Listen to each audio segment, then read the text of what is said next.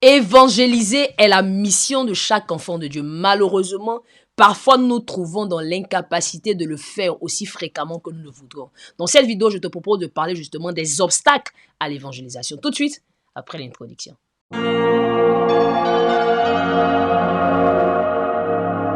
Bonjour et bienvenue sur cette chaîne. Si nous nous rencontrons pour la première fois, moi je suis Rachel, je suis ravie de te rencontrer. Ici, nous parlons d'évangélisation et d'apologétique. Le but, c'est d'envoyer chaque enfant de Dieu à aimer, à connaître et surtout à partager sa foi avec aisance et simplicité. Tu es là pour la première fois, que tu ne l'as pas encore fait, considère t'abonner à cette chaîne. Active aussi la cloche notification afin de ne manquer aucun de nos prochains contenus. Et je viens également d'écrire un livre qui s'intitule « Prêt à parler de Jésus, réponse à 10 questions essentielles sur la foi chrétienne ». Tu veux te le procurer, c'est simple. Il te suffit de cliquer sur le lien qui se trouve dans la barre de description afin de le recevoir dans ta boîte mail. Alors, sans plus tarder, rentrons dans le vif de notre sujet. Je parlais tantôt des obstacles à l'évangélisation. Quels sont les obstacles à l'évangélisation? Mon but aujourd'hui dans cette vidéo, c'est de véritablement donner ces obstacles, mais également donner comment justement pouvoir les surmonter afin de faire de l'évangélisation notre style de vie. C'est véritablement important. Alors, sans plus tarder, rentrons maintenant dans le vif de notre sujet. Alors, premier obstacle dont je voudrais parler, que je voudrais mentionner,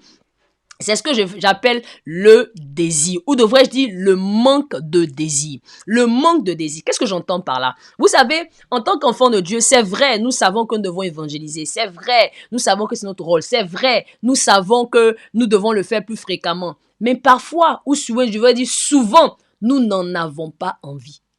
Vrai, nous n'en avons pas envie, tout simplement. Nous n'avons aucun désir d'évangéliser. Nous n'avons pas envie d'évangéliser. En fait, les Anglais diraient ah, « we can't be bothered ». C'est-à-dire, on peut même pas... En fait, on peut pas s'emmerder, en fait. C'est-à-dire que évangéliser, c'est vraiment le dernier de nos soucis. C'est vraiment pas quelque chose... En fait, on a l'impression que, bon, vraiment, on peut se passer, en fait. C'est pas quelque chose... C'est la raison pour laquelle... C'est la première raison pour laquelle nous ne le faisons pas. Si nous regardons bien, on nous rend compte que c'est parce que nous sommes indifférents. Nous sommes indifférents vis-à-vis des personnes qui se perdent. Nous ne nous rendons pas compte. En fait, de façon inconsciente, on ne se rend pas compte, en fait, que ces personnes-là, en fait, elles ne nous disent rien. En fait, qu'elles aillent au ciel ou pas, nous, on les sauve, bon, ça va, quoi. Nous, c'est pas notre problème. Et si on se rend bien compte, ça veut dire qu'on n'aime pas on n'aime pas autant Dieu qu'on le croit, en réalité. Parce que quand tu aimes quelqu'un, tu as envie de lui faire plaisir. Et la raison pour laquelle nous n'avons aucun désir, c'est parce qu'en fait, nous ne l'aimons pas aussi fort que nous le croyons.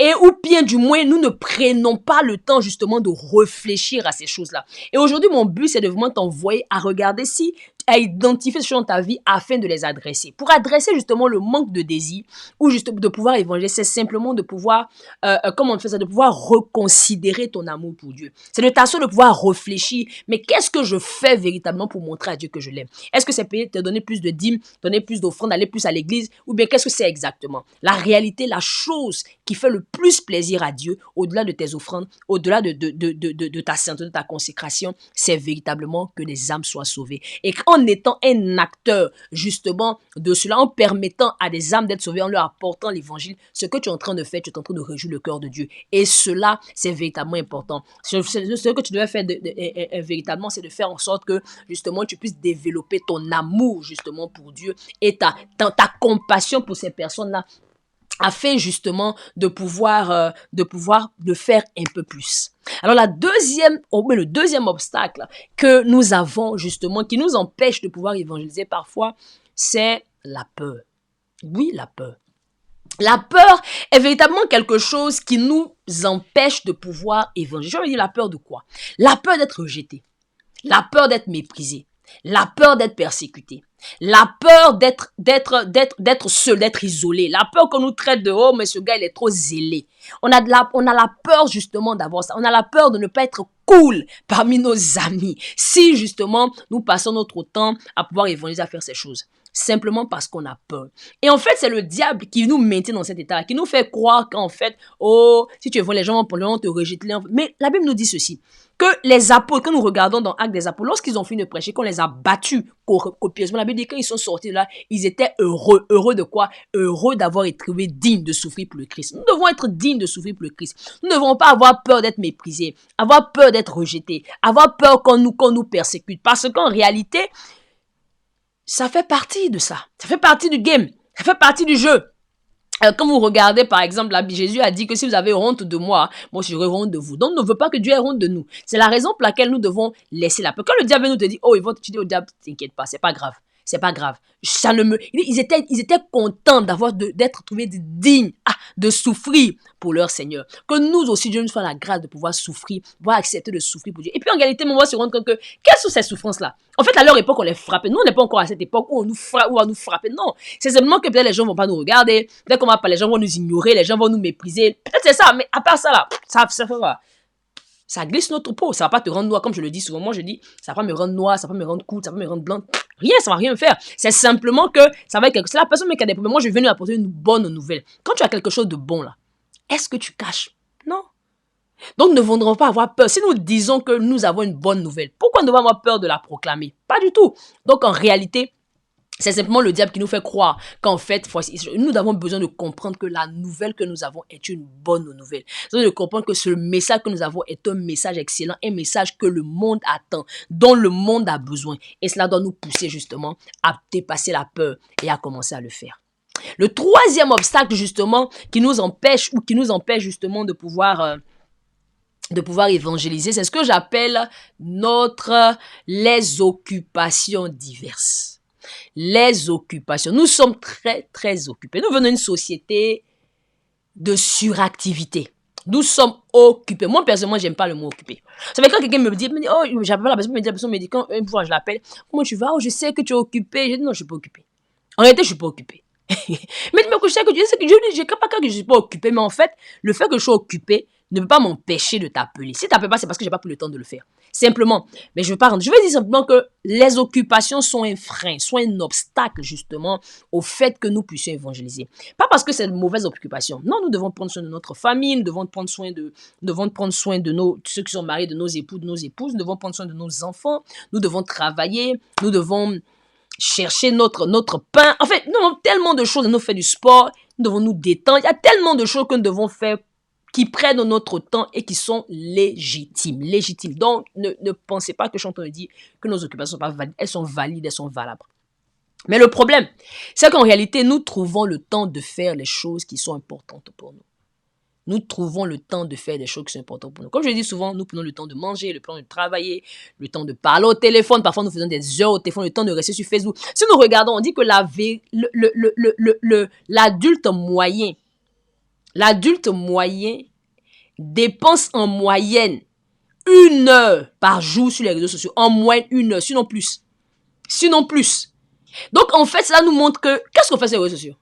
Souvent, la plupart du temps, les gens ne sont pas sur les réseaux pour gagner de l'argent. Les gens sont sur les réseaux sociaux pour se promener, pour rire, pour s'affairer, pour faire tout sauf quelque chose de ça. En fait, on perd le temps. Nous avons tellement de fenêtres de temps que nous pouvons utiliser à bon escient pour l'évangile. Mais nous avons tellement d'occupations, nous vivons tellement une busy life qu'en fin de compte, nous ne trouvons pas le temps de le faire. Je prie véritablement que nous puissions reconsidérer justement l'évangélisation et de pouvoir demander à Dieu de pouvoir nous aider à pouvoir mettre les bonnes priorités en place afin de pouvoir aménager notre temps, afin de faire ce que nous devons faire. C'est très, très important. Le quatrième obstacle, justement, qui nous empêche de pouvoir évangéliser, c'est notre témoignage personnel. Oui, notre témoignage. Qu'est-ce que j'entends par là? Vous savez, parfois, nous vivons une vie tellement mauvaise. Nous vivons une vie tellement bizarre. Nous avons une vie tellement... Nous sommes dans tous les palabres au quartier. Nous sommes dans toutes les discussions. C'est-à-dire qu'on parle d'affairage. Quand on dit qui a colporté une rumeur, on sait que c'est nous. En telle enseigne que on n'est même pas capable de pouvoir dire à quelqu'un qu'on est des enfants de Dieu parce qu'en fait, ils vont se moquer de nous. Parce qu'ils vont dire, mais toi. Donc, notre témoignage personnel est quelque chose qui est un frein, est un obstacle majeur à l'évangélisation. Et le diable va venir te dire, toi aussi tu es pas de Dieu, toi aussi tu es pas de Dieu, toi aussi, toi. Pardon, faut te taire. Et ça fait en fait que on ne peut pas justement parler de Dieu autour de nous. La solution pour cela, c'est simple. Nous avons besoin de changer notre vie. Nous avons besoin de changer notre témoin. Nous avons besoin de comprendre qu'en réalité, nous sommes un ambassadeur. Et que parce que nous sommes un ambassadeur, nous avons besoin d'avoir un bon témoignage. La Bible dit que une bonne réputation vaut mieux qu'un parfum de grande valeur. C'est véritablement important pour nous. Nous avons besoin de soigner notre témoin. Nous avons besoin de comprendre que nous ne sommes plus des pécheurs. Nous ne sommes plus des pauvres. Je dis, vous savez, le porc et puis les agneaux. Nous sommes des agneaux. Mais l'agneau, à force de traîner les pauvres, il a l'impression qu'il est devenu amener un poids. Mais en réalité, n'est pas un poids. Si tu te regardes bien, tu vas voir que tu n'as pas le même museau, tu n'as pas les mêmes pattes, tu n'as pas les mêmes désirs, les mêmes envies au fond de ton cœur. Donc, tu vas commencer à soigner ton témoignage, commencer à véritablement te comporter comme la personne que tu es, c'est-à-dire l'agneau que tu es véritablement. Afin justement de pouvoir être capable que Dieu puisse ouvrir les portes de l'évangélisation pour toi, ou les portes, les opportunités de pouvoir annoncer l'évangile. Mais véritablement, essaie de soigner ton témoignage au maximum. Parce qu'en fait, ta vie aussi parle. Ta vie aussi joue un rôle important justement dans la proclamation de cet évangile, de cette bonne nouvelle de l'évangile. Le dernier obstacle, c'est simplement le savoir-faire. Oui, le diable nous fait croire qu'en fait, je ne sais pas faire en fait.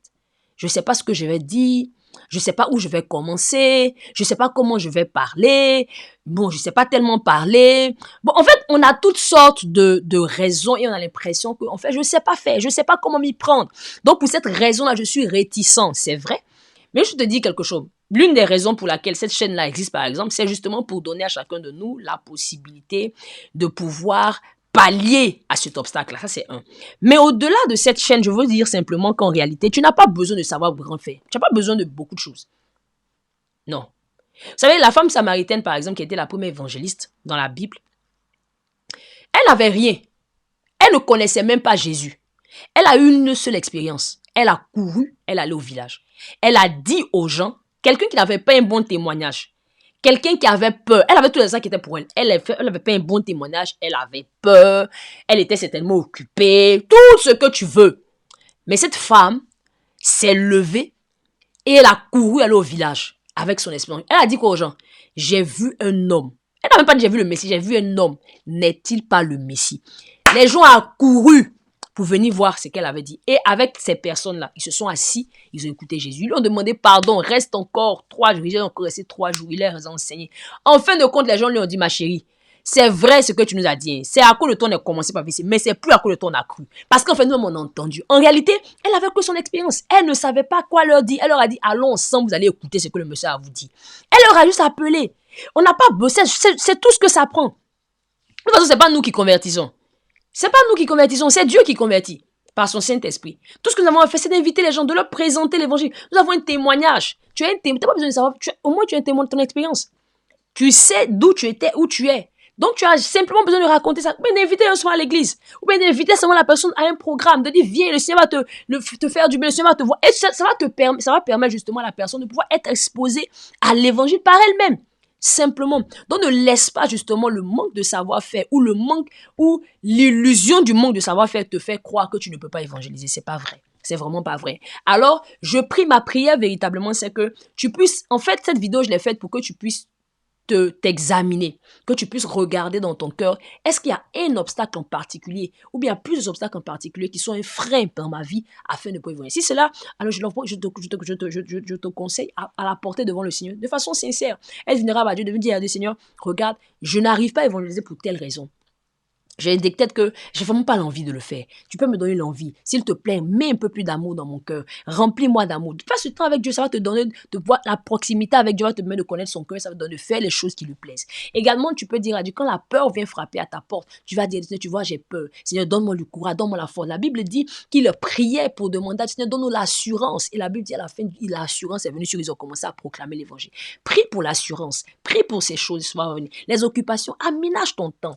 Également, si c'est ton témoignage, fais le temps de te comporter comme un enfant de Dieu. Prie Dieu, dis Seigneur, donne-moi la force de laisser ces choses-là. Donne-moi la force de marcher selon que tu veux. Donne-moi la force de pouvoir être un bel ambassadeur. Également, si c'est le savoir-faire, tu dis à Dieu, Seigneur, j'ai mon témoin, donne-moi la hardiesse de pouvoir le proclamer, de pouvoir le témoigner autour de moi.